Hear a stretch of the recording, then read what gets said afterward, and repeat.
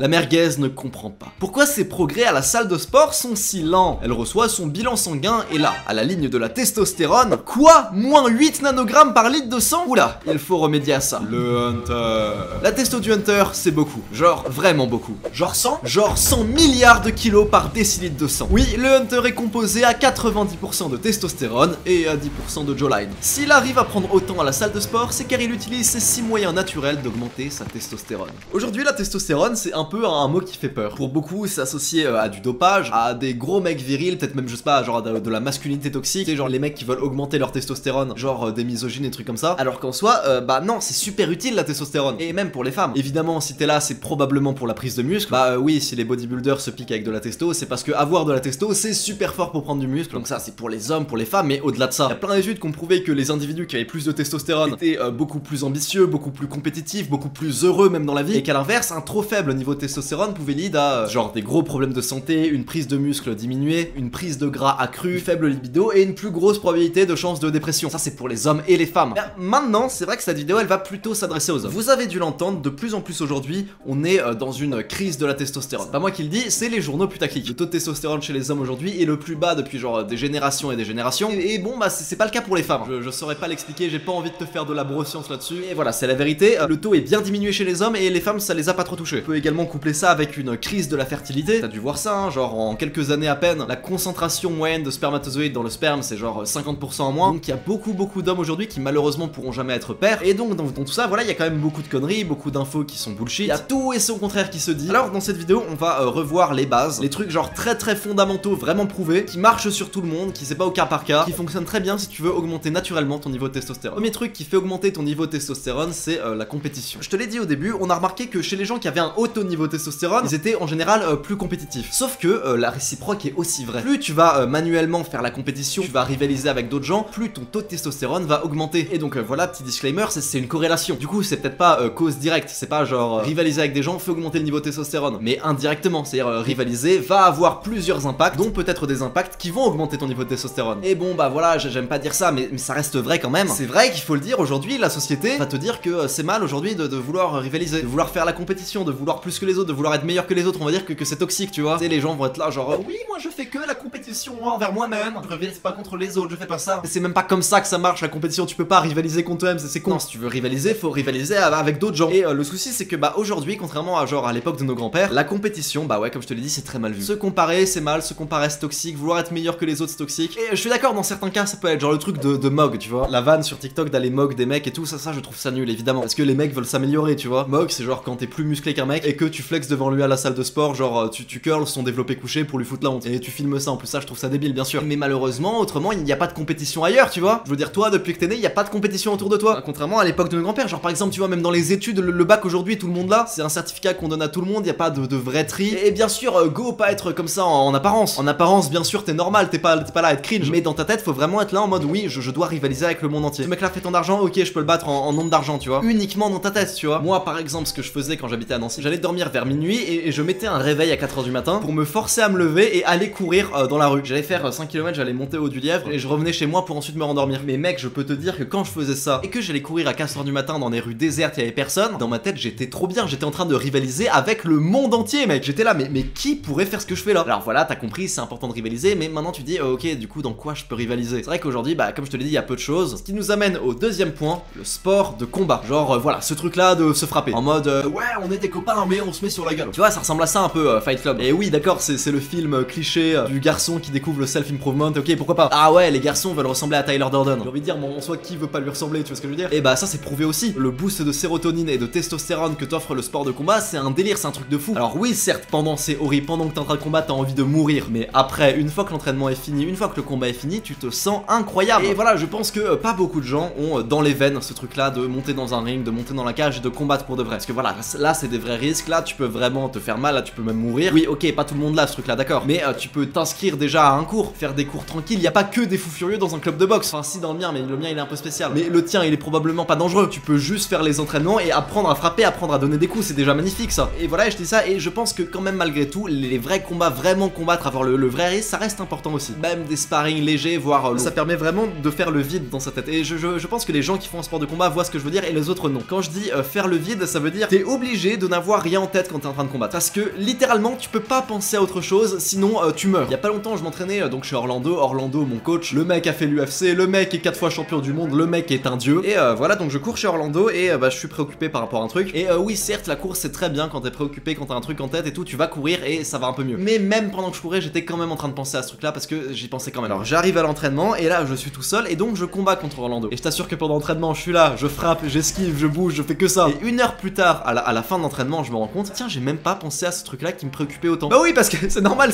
si t'y penses, tu décèdes. Tu vois, quand t'es en combat, tu peux pas te permettre d'être focus à juste 80%. Faut vraiment être dedans à 100%. Et donc ça permet vraiment de faire le vide et de penser à autre chose quand il y a un truc qui va pas dans ta vie. Donc là, dès maintenant, et fais-le dès maintenant là, le premier truc que t'as à faire là tout de suite, c'est inscris-toi direct. Va sur Google Maps, va regarder les clubs qui sont près de chez toi. Je sais pas, prends ce que tu veux, boxe, taekwondo, karaté, kick, taille, MMA si t'es un fou, lutte, mais voilà ce que tu veux. Et tu t'inscris direct, genre là après cette vidéo, pas ce soir, pas demain. Tu appelles, t'y vas, tu réserves ta séance d'essai et tu le fais. Parce que je sais ce que c'est que de vouloir s'inscrire, tout le monde veut s'inscrire mais personne le fait réellement. Tout le monde est un peu en train d'overthink, genre ouais j'ai envie de le faire, putain je viens de voir un combat stylé et tout, j'ai envie de m'inscrire et tout, mais tu le feras jamais, donc fais-le tout de suite. Moi ce qui est bien c'est que j'ai pas eu le choix, dans ma famille le sport de combat c'est important. Et donc bah quand j'étais petit, mon oncle m'a directement inscrit au karaté, puis quand j'étais ado il m'a directement inscrit à la boxe taille, j'ai jamais eu le choix tu vois. Alors voilà, faites un sport de combat et même si vous voulez combattre genre tranquille hein, pas des gros trucs, je peux faire quelques petits sparring légers. Si un jour je suis dans votre ville et tout, je mettrai un message sur mon serveur Discord, donc venez sur mon serveur Discord, on fera des petits events sparring. J'ai déjà fait ça à Nancy plusieurs fois et c'était cool. Troisième truc pour augmenter ta testostérone, c'est d'optimiser ta diète. Je suis pas un youtubeur fitness, je sais même pas je suis un youtubeur quoi en vrai, on va dire dev perso, on va dire que je suis dev perso parce que voilà c'est vaste, mais bon bref voilà. Je suis pas un youtubeur fitness donc je vais pas te dire combien de calories tu dois manger, combien de grammes de protéines par kilo de poids de corps,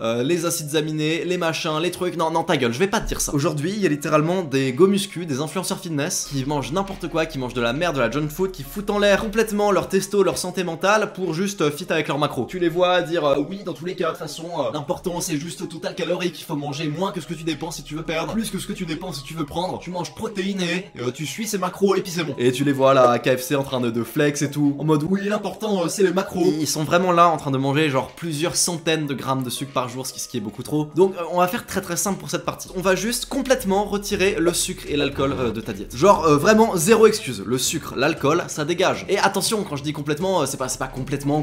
Genre oui bien sûr, une bière à un mariage, pourquoi pas, bien sûr. Bah oui vas-y, mais exceptionnellement, c'est pareil, du sucre, oui d'accord, avant l'entraînement de boxe t'as besoin, ou si t'es au restaurant, oui vas-y prends dessert. Mais je sais pas, si tu bouffes tous les jours des putains de céréales, bah oui frérot, tu vas devenir diabétique, c'est beaucoup trop sucré. Et tes niveaux de testo vont aussi chuter de ouf. Et même si les macros sont là, même si les macros sont bonnes et respectées, y a pas de oui même macro, même truc, non ta gueule. On est d'accord que si tu manges 500 calories de pur sucre et si tu manges 500 calories de pure protéines, ton corps va réagir complètement différemment. Tu préfères manger que des protéines. Et tout le monde à chaque fois que je dis ça me dit non c'est très simple, c'est pas ça, c'est juste une histoire de total calorique, c'est ça qui fait que tu prends du poids ou que tu perds du poids, c'est que les calories. Non c'est pas vrai. Tout le monde pense ça, tout le monde a cette vision très simpliste du truc et j'aime pas over compliquer les trucs. Bien sûr je suis d'accord qu'il faut faire simple, mais là c'est juste faux. Lis la moindre étude sur le sujet, c'est pas du tout aussi simple que ça. Parce que oui, ce que tu consommes impacte ce que tu dépenses. Aujourd'hui on va te dire, et peut-être que même tu crois à ça, que genre oui si t'as X grammes de glucides dans ta diète, ça change rien si c'est X grammes que tu vas consommer en muffin ou X grammes que tu vas consommer en pâtes ou en riz ou en pain. Mais bande de cons, si tu manges 200 grammes de riz ou 200 grammes de muffin, certes c'est les mêmes macros, mêmes calories, d'accord, mais tu penses que tu vas performer comment après à la salle? Tu penses avec lequel tu vas mieux performer, avec lequel tu vas moins te sentir lourd, lequel va être le plus simple à digérer, lequel va te faire plus dépenser à la salle? Oublie toutes ces conneries, oublie les calories, les macros, les nombres de grammes par kilo de poids de corps, on s'en fout. Dis-toi juste que ok je mange comme mon grand-père, des aliments sains, pas transformés, les plus bruts possibles. Tes repas c'est viande, légumes, peut-être riz, tu vois. Et bien sûr de temps en temps tu peux manger une gaufre, une glace, mais de temps en temps. Putain fais-le ok, mais fais-le pas souvent. Quatrième point qui va augmenter ta testostérone, et ça c'est le point le plus impactant, le plus important, le plus utile, c'est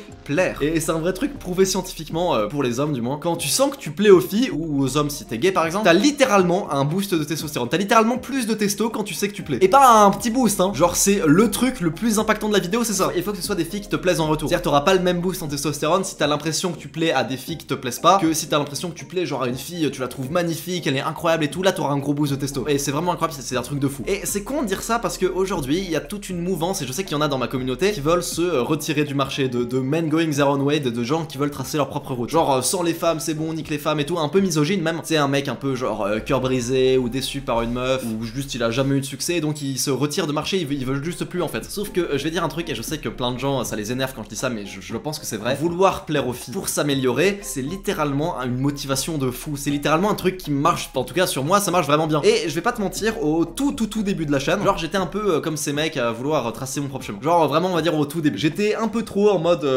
robot, checklist, tous les matins je fais telle tâche, tel truc machin, je me concentre pas sur les filles, je parle à aucune meuf, je me concentre que sur moi, les meufs on verra ça plus tard quand je me serai développé. Et au final bon je pense pas que c'était une bonne chose parce que en vrai je prenais pas soin de ouf de moi. Je faisais pas trop gaffe à comment m'habiller, je faisais pas trop gaffe à comment je ressemblais et tout, je ressemblais un peu vraiment à un zombie au quotidien. J'étais vraiment en monk mode quoi. Et bon en vrai je pense que c'était une bonne chose parce que ok c'était court et ça m'a permis de faire le début de la chaîne qui était le plus dur et de tenir sur le début parce que c'est vrai que le début était très long, ça a été très long à prendre cette chaîne. Donc le fait vraiment de faire que ça toute la journée, de pas être déconcentré avec des histoires de meufs, pourquoi pas, ça a pu m'aider. C'était une période qui demandait quand même beaucoup de taf. Mais bon on va dire qu'il y a une partie de positive parce que ça a pas duré longtemps. Genre vas-y ouais je pense que si ça dure pas trop longtemps et que t'as vraiment une grosse quantité de travail à abattre, oui c'est bien, retire-toi du marché quelque temps comme un robot en mode grosse quantité de travail, oui vas-y. Maintenant le reste du temps j'ai vraiment l'impression qu'il faut vraiment savoir naviguer en tant qu'homme entre le travail et les relations. Enfin quand je dis les filles c'est même pas forcément les filles, juste les relations sociales, genre avec des potes, mecs tu vois. Parce que si tu sors, si tu vois des gens, tu vas rencontrer des filles et parmi les filles que tu vas rencontrer tu vas peut-être avoir des histoires romantiques avec certaines et ça va un peu drive le reste de ta vie. Alors bien sûr ça peut être négatif si la meuf est conne, ou si elle te tire vers le bas ou n'importe quoi, oui dans ce cas c'est négatif. Mais bon t'es assez intelligent pour reconnaître les red flags chez une fille donc tu sais quelle meuf il te faut. Et donc voilà je te dis ça et franchement aujourd'hui je suis assez content que cette chaîne en France elle existe parce que j'ai l'impression que je suis un peu en train de refaire le game on va dire dev perso orienté pour hommes et je le rends plus sain. Je suis pas en train de dire qu'il était malsain ou quoi, mais maintenant les gens dans cette sphère sont en mode bien sûr se développer, bien sûr tout ça, mais pour aussi plaire parce que c'est aussi une partie cool de la vie, plaire et c'est une très bonne motivation. Je suis arrivé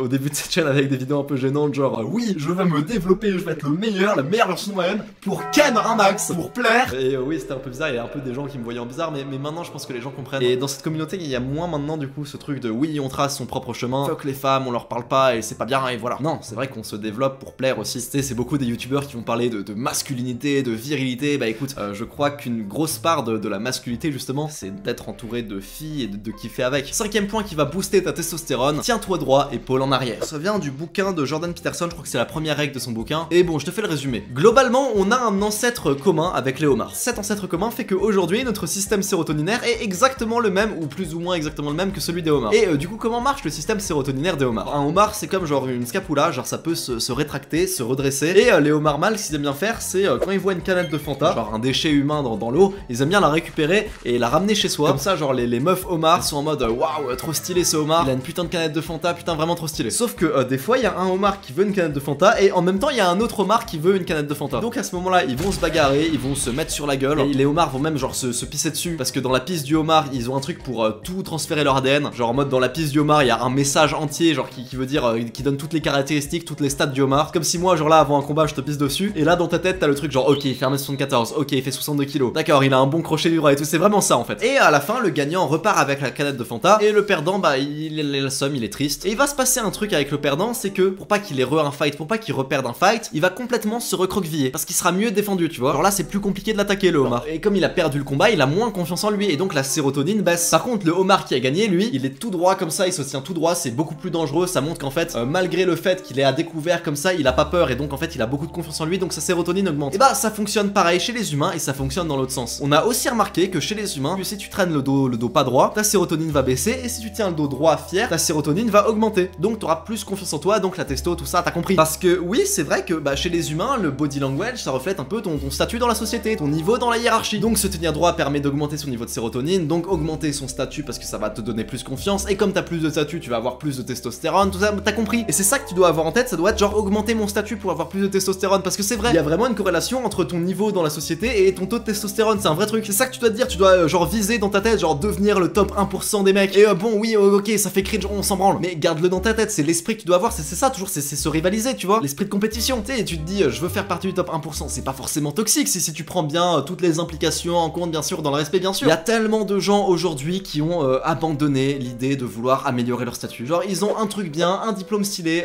une maison, un machin, et ils s'arrêtent là. Ils se disent, ouais, vas-y, c'est bon, je m'arrête là, c'est bon, mon statut est assez bien dans la société, je m'arrête. Faut de l'ambition dans ma tête, c'est ce qu'il faut de l'ambition, faut toujours viser toujours plus haut. Et ça m'énerve des fois de voir des commentaires sous mes vidéos Hunter Merguez de gens qui disent oui Lohan, c'est pas bien de vouloir trop être comme le Hunter c'est inatteignable. C'est pas bien de vouloir toujours être meilleur que les autres, de vouloir s'améliorer en permanence et tout parce que tu l'atteins jamais, il faut se satisfaire quand même. Mais frère, déjà oui, évidemment c'est une blague les intros Merguez Hunter. Dans la forme c'est une blague, mais dans le fond ça reste quand même un idéal, t'aimerais bien être le Hunter dans le fond, enfin moi j'aimerais bien. Tu vois au pire laisse les gens vouloir kiffer le délire pire et toi ne commente pas. Pourquoi t'es obligé de commenter que c'est pas bien? Il y a un problème avec toi, c'est que tu te sens mal dans ta peau. Toi, reste là si tu veux à pas t'améliorer, dire que c'est cringe qu'on veuille faire des pompes, devenir le top 1%, dire que c'est cringe si tu veux, mais laisse-nous nous rapprocher nous du Hunter. Toi, bouge pas. Je veux dire, on est d'accord, c'est nul de pas progresser, de pas s'améliorer à chaque fois. C'est pas ouf. Pourquoi dans mes commentaires des gens veulent essayer de convaincre les gens de ma chaîne? Faut se contenter de ce qu'on a. Mais non, c'est nul. Améliore-toi, sois ambitieux, veux toujours plus de trucs. Franchement, je te le dis, hein, si quand je parle de toutes mes ambitions, de vouloir avoir 100 000 abonnés, de vouloir faire beaucoup d'argent, que je veux améliorer mon statut, que je veux être champion du monde, tout ça, si quand je parle de ça, toi tu te sens mal et que je sais pas, tu dois même jusqu'à laisser un commentaire ou faire un tweet, voire même un thread sur moi pour dire que je suis toxique et tout, c'est qu'il y a un truc qui se passe sans toi. Tu pourrais juste genre voir ça et ignorer. C'est que finalement t'es peut-être pas si bien toi dans ta peau que ça. Et gros, j'aimerais pas être toi. Sixième et dernier moyen naturel d'augmenter ta testostérone, améliorer sa santé mentale. Non, pas beaucoup de gens en parlent dans la sphère dev perso, dans n'importe quelle sphère de YouTube game. Enfin si, depuis que j'existe, depuis que cette chaîne existe, maintenant on commence un peu plus à en parler, j'ai l'impression. En tout cas en France, on commence. La santé mentale, c'est quelque chose qui est très important et en vrai, le reste de ma vidéo ne sert à rien. Maintenant, la vérité, c'est que si t'as une bonne santé mentale, de base, t'auras pas de soucis de testo parce que de base, tu feras tous ces trucs. Bref, j'ai rien à vous recommander si, à part la vidéo de Hamza, c'est une grosse vidéo de 2 heures. Bon, c'est en anglais, mais regardez-la, elle est vraiment bien. Le tuto complet, étape par étape pour améliorer sa santé mentale, je vous la recommande vraiment, excellente vidéo. N'hésitez pas à aller la voir et c'est peut-être ce sur lequel vous devriez vous focus immédiatement là tout de suite. Genre. Abonne-toi à cette chaîne, c'est gagnant-gagnant pour toi comme pour moi. Je te fais des bisous.